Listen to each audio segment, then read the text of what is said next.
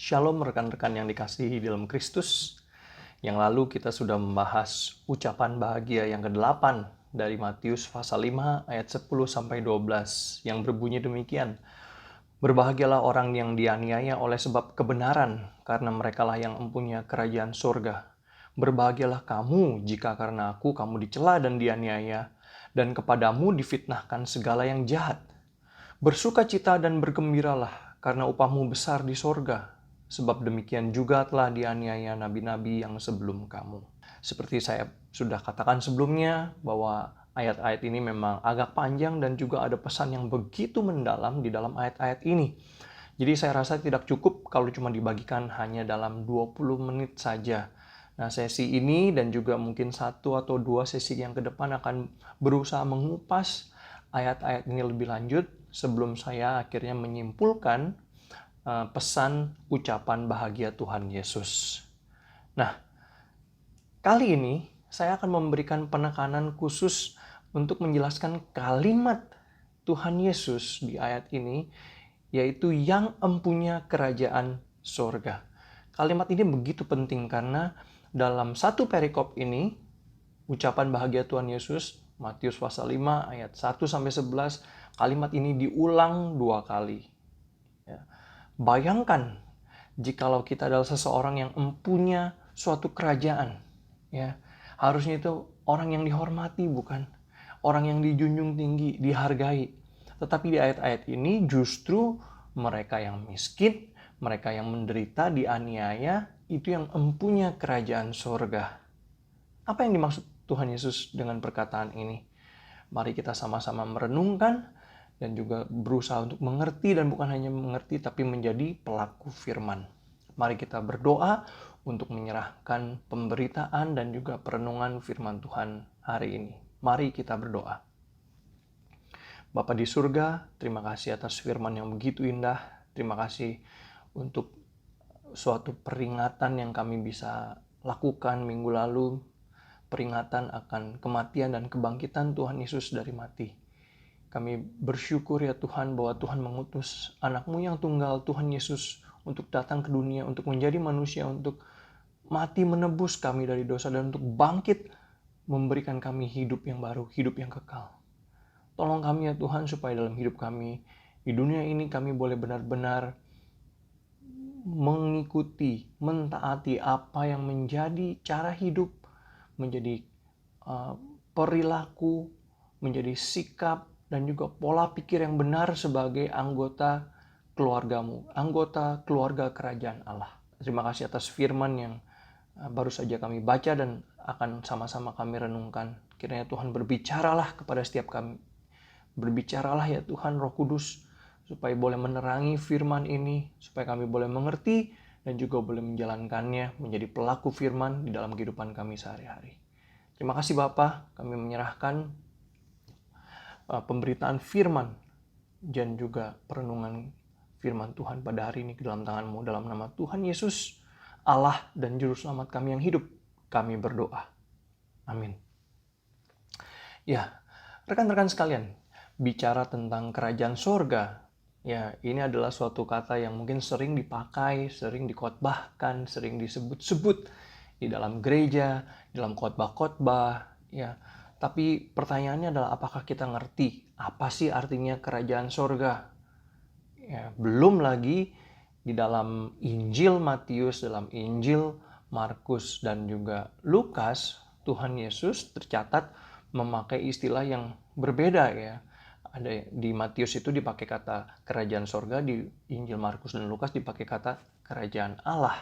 Apakah itu berbeda? Pada dasarnya, kerajaan sorga dan kerajaan Allah ini sebenarnya merujuk kepada suatu hal yang sama. Tapi karena Matius, penulis Injil itu menulis Injil untuk pembaca yang mayoritas orang Yahudi, dan orang Yahudi menganggap penggunaan kata Allah itu sakral, nggak boleh sembarangan dipakai. Jadi Matius penulis Injil mengganti istilah kerajaan Allah dengan kerajaan sorga.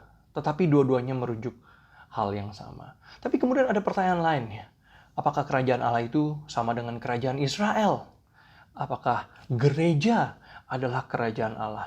dan lain sebagainya. Kita akan berusaha mengupas ini sedikit-sedikit satu persatu. Mungkin belum ada jawaban yang tuntas, tapi kalau ada pertanyaan silahkan taruh di komen atau bisa private message saya. Ya, pertama-tama kita harus melihat konsep kerajaan.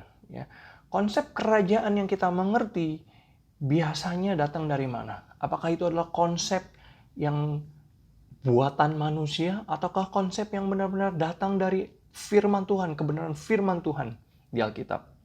Nah, kita perlu mengerti bahwa yang namanya raja, konsep raja, itu bukan sekedar konsep aparat pemerintahan yang kita tahu di zaman sekarang. Jadi, aparat pemerintahan yang tertinggi di suatu negara itu presiden kah atau perdana menteri kah, ya.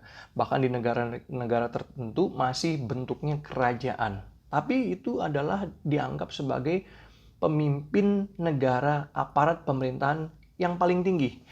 Nah, kita perlu mengerti bahwa konsep raja di zaman dulu, di masa kuno atau di masa-masa klasik yang seperti di zaman-zaman kerajaan Israel, Babilonia, dan lain sebagainya, itu biasanya konsep raja itu membawa pengertian seseorang dengan derajat yang tertinggi atau lebih tinggi di antara manusia-manusia khalayak ramai, di antara rakyat biasa. Raja itu punya derajat posisi lebih tinggi daripada yang lain. Ya, kenapa? Karena ada anggapan bahwa raja itu nggak mungkin ya dari rakyat, dan rakyat itu nggak mungkin menjadi raja. Jadi kenapa? Karena keturunannya tuh berbeda. Jadi ada anggapan emang ini garis keturunannya berbeda.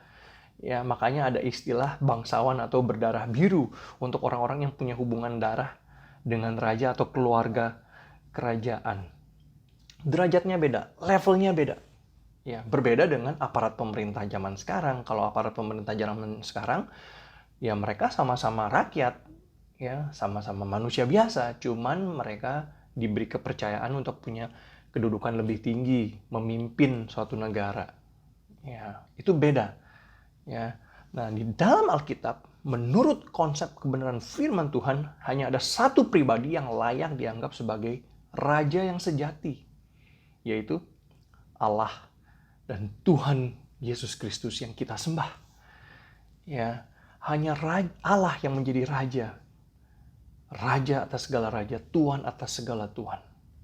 Ya, tapi manusia yang berdosa itu justru mau menggeser posisi Allah sebagai raja dengan gambaran manusia. Orang mau mengganti gitu ya. Allah itu raja, iya, tapi saya mau ada posisi raja untuk manusia juga. Ya. Mau yang kelihatan. Ya. Sama seperti orang Israel juga yang nggak tahan dipimpin oleh Allah yang nggak kelihatan. Mau seorang raja. Ya, sama seperti bangsa-bangsa lainnya. Ya, orang pertama yang dicatat di Alkitab yang dianggap sebagai penguasa atau raja itu adalah Nimrod. Ya, di Kejadian pasal 10 ayat 8 dan 9 dikatakan, Kush memperanakan Nimrod. Dialah yang mula-mula sekali orang yang berkuasa di bumi. Ia seorang pemburu yang gagah perkasa di hadapan Tuhan. Sebab itu dikatakan orang seperti Nimrod, seorang pemburu yang gagah perkasa di hadapan Tuhan. Dan Nimrod ini juga kemungkinan besar yang memimpin manusia zaman itu untuk memberontak kepada Allah, untuk membangun menara Babel di Kejadian pasal 11. Ya. Kemudian ketika Allah memilih umat Israel, keturunan dari Abraham, Ishak, dan Yakub, Allah juga sebenarnya berjanji bahwa dialah yang memimpin umatnya. Dia adalah raja atas umatnya. Bukan seseorang manusia yang menjadi raja. Pada mulanya tidak demikian. Akan tetapi sekali lagi, umat Israel juga adalah orang-orang manusia yang juga bergumul dalam dosa, dan dalam pemberontakan mereka, memberontak kepada Allah, mereka justru meminta seorang manusia menjadi raja. Jadi waktu orang Israel meminta seorang menjadi raja atas mereka kepada Nabi Samuel, Samuel menjadi sangat sedih, ya sangat kesal ya. Kemudian Tuhan berfirman kepada Nabi Samuel, bukan engkau yang mereka tolak, tetapi akulah yang mereka tolak, supaya jangan aku menjadi raja atas mereka. Ya, itu adalah pemberontakan manusia. Manusia maunya raja, ya, yang manusia bukan Tuhan, ya, maunya yang kelihatan. Ya. Dan kita sadar atau nggak sadar juga sama ya, di dunia ini manusia maunya bebas. Tetapi apakah kita bisa bebas sebebas-bebasnya? Enggak. Pasti adalah satu hal atau satu figur, satu pribadi, ya, mungkin atau satu benda yang menjadi Tuhan atau Raja atas hidup kita. Pertanyaannya adalah, kita sadar nggak siapa atau apa itu yang menjadi Tuhan atau Raja atas hidup kita? Apakah Allah yang menjadi Tuhan dan Raja bagi hidup kita? Nah, ini baru satu isu mengenai Raja. Ya, siapa yang menjadi Raja di dalam suatu kerajaan, dan dalam hal ini kita bicara tentang kerajaan sorga, kerajaan Allah. Nah, tapi selain isu Raja, ada juga isu warga dari kerajaan Allah. Siapa yang menjadi warga kerajaan Allah, yang boleh menjadi bagian dari kerajaan Allah, kerajaan sorga? Nah, orang Israel percaya itu adalah mereka yang keturunan darah dan daging dari Abraham, Ishak, dan Yakub. Ya. Atau mereka harus disunat, harus mengikuti semua tata cara ritual keagamaan orang Israel, orang Yahudi, baru mereka boleh dianggap sebagai bagian dari umat pilihan. Nah, tapi bagaimana dengan orang-orang dari bangsa lain? Seperti Anda dan saya, kita juga bukan orang Yahudi, bukan keturunan Abraham, Ishak, dan Yakub. Nah, ingat bahwa sejak permulaan Allah memanggil bangsa Israel sebagai umat pilihan itu bukan menjadi bangsa yang eksklusif. Ya, perhatikan, penyembahan umat Israel, penyembahan umat pilihan Allah ya memang harus eksklusif, hanya menyembah Allah satu-satunya, Allah Yehova satu-satunya. Tetapi siapa yang menjadi bagian dari kerajaan Allah atau menjadi bagian dari umat pilihan Allah, itu terbuka. Tidak eksklusif hanya untuk keturunan Abraham, Ishak, dan Yakub. Tapi itu terbuka untuk bangsa manapun juga yang mau menyembah satu Allah yang hidup. Satu-satunya Allah yang hidup, yaitu Allah Yehova. Jadi, isu utama dalam kerajaan Allah itu adalah siapa yang kita sembah. Ya. Apakah kita menyembah satu Allah yang hidup, Raja yang kekal, yaitu Allah yang kita sembah di dalam Yesus Kristus? Dan kalau iya, maka definisi warga atau rakyat kerajaan Allah itu adalah siapa yang mau menyembah Allah yang sejati, yang mau setia, tunduk, taat kepada Allah yang sejati tersebut. Kedatangan Tuhan Yesus kurang lebih 2000 tahun yang lalu ke dalam dunia ini adalah sebenarnya untuk merestorasi, memulihkan konsep kerajaan surga, kerajaan Allah yang sudah korup di dalam sejarah bangsa Israel dan Yahudi. Ya, Yesus Kristus datang sebagai representatif Allah Tritunggal, Allah sendiri yang datang ke dunia untuk disembah sebagai Raja yang sejati di dalam kerajaannya. Dan barang siapa yang mau beriman, percaya kepada Allah dalam Yesus Kristus, dia adalah bagian dari kerajaan Allah. Tapi kita tahu, Yesus justru dianiaya, menderita, sampai mati di atas kayu salib. Kenapa? Karena orang Yahudi, pemimpin-pemimpin agama Yahudi menolak untuk percaya kepada dia. Nah, jadi sekali lagi saya simpulkan bahwa kerajaan Allah atau kerajaan surga itu artinya apa? Artinya adalah mentuhankan Kristus, ketuhanan Kristus. Kerajaan Allah atau kerajaan surga itu adalah domain, ya, arena di mana Kristus dituhankan di dalam kehidupan kita. Ya. Siapa yang menjadi umatnya itu adalah umat pilihan Allah, itu Israel yang sejati, yaitu orang-orang yang mau beriman kepada Allah di dalam Yesus Kristus. Ya, itu adalah warga kerajaan Allah, yaitu mereka yang mau mentuhankan Kristus, merajakan Kristus di dalam hidup mereka. Nah, gereja itu adalah kumpulan jemaat yang merupakan bagian dari kerajaan Allah. Jadi gereja itu adalah perkumpulannya, jemaat dari warga kerajaan Allah. Ya, Jadi gedung gereja itu bukan istana kerajaan Allah. Di manakah kerajaan Allah itu bersemayam? Itu adalah di dalam hidup kita masing-masing. Ya, bukan dalam suatu gedung, bukan di dalam suatu area geografis tertentu, tapi di dalam hidup hati kita masing-masing satu persatu. Di mana kita berada, di situ Kristus harus dituhankan. Kristus harus dirajakan dan disembah. Ya. Hanya ada satu Allah, satu Tuhan, satu Raja yang kita sembah dan kita layani, yaitu Allah di dalam Yesus Kristus. Nah, di sini di Matius pasal 5 ini, siapakah yang mempunyai kerajaan Allah? Yang mempunyai kerajaan sorga? Ayat 3 dikatakan, siapa yang miskin di hadapan Allah. Ayat 10 dikatakan, siapa yang dianiaya oleh sebab kebenaran. Jangan salah.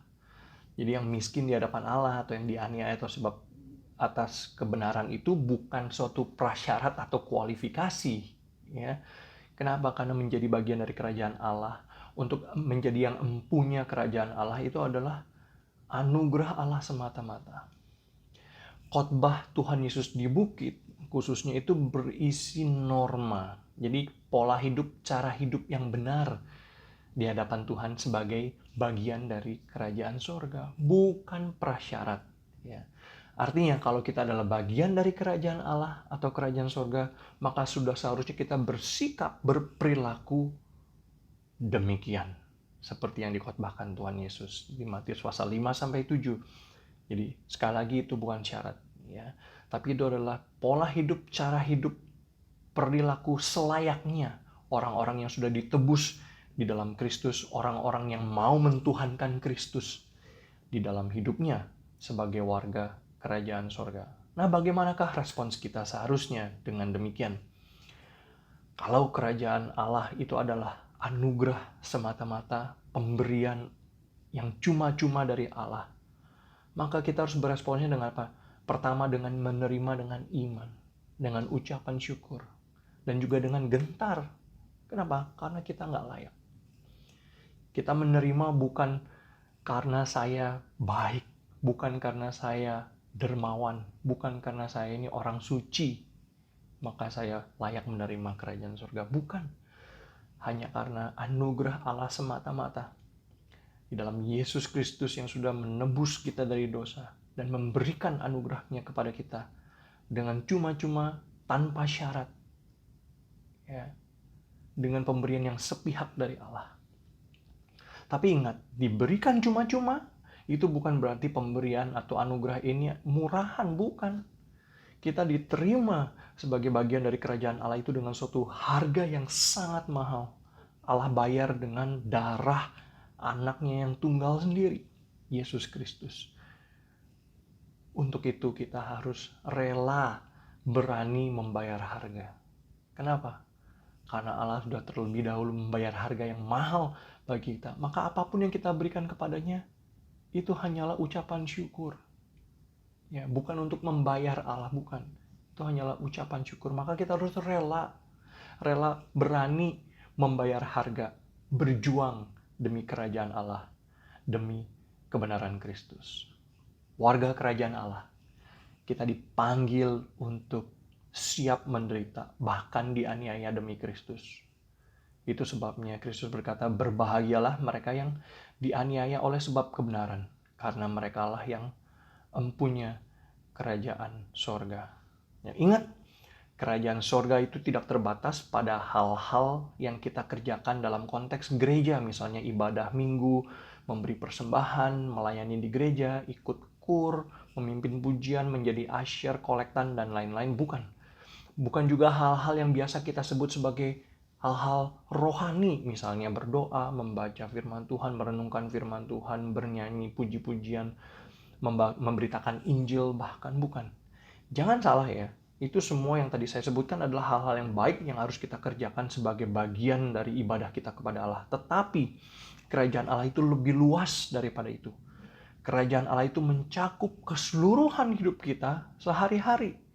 Ya, di dalam hubungan keluarga kita, dalam pekerjaan kita sehari-hari di kantor, di rumah tangga, di pabrik, ya, dalam studi kita, di ruang kelas, ya, di ruang kuliah, di dalam pergaulan kita sehari-hari. Sudahkah kita merajakan dan mentuhankan Kristus dalam hidup kita sehari-hari? Jadi dalam keseharian kita, apakah kita sedang melayani Allah yang hidup? Sedang melayani Kristus Sang Raja melalui perbuatan kita, perilaku kita, sikap hidup kita, perkataan kita, dan juga pikiran kita. Ya. Atau kita hanya menyebut doang, saya umat Allah, tapi kita hanya melakukannya di gereja, kita hanya melakukan ibadah, melayani Allah di gereja, Sabtu, Minggu. Bagaimana dengan Senin sampai Jumat? Apakah kita juga mentuhankan Kristus, menyembah Kristus melalui kehidupan kita sehari-hari, hari Senin sampai Jumat? Dalam kitab Roma pasal 12 ayat 1, Rasul Paulus berkata, persembahkanlah tubuhmu sebagai persembahan yang hidup, yang kudus, dan yang berkenan kepada Allah. Itu adalah ibadahmu yang sejati. Menarik di sini, karena Rasul Paulus menggunakan gambaran kurban itu kepada hidup kita. Dan bukannya hanya hidup kita yang bersifat rohani saja, tetapi pakai kata tubuh. Yang melambangkan apa? Melambangkan keseluruhan hidup kita. Ya, bukan hanya hal-hal yang rohani, berbau-bau rohani yang kita bisa persembahkan kepada Allah sebagai kurban, tetapi keseluruhan hidup kita sehari-hari. Karena itu, layanilah Kristus dalam hidupmu sehari-hari. Kenapa? Karena hanya Dia, Yesus Kristus, yang layak disebut sebagai Tuhan dan Raja atas hidup kita. Dan hidup kita sebagai warga negara kerajaan surga sudah dibayar dengan harga yang begitu mahal. Dan Allah sudah membayarnya dengan lunas.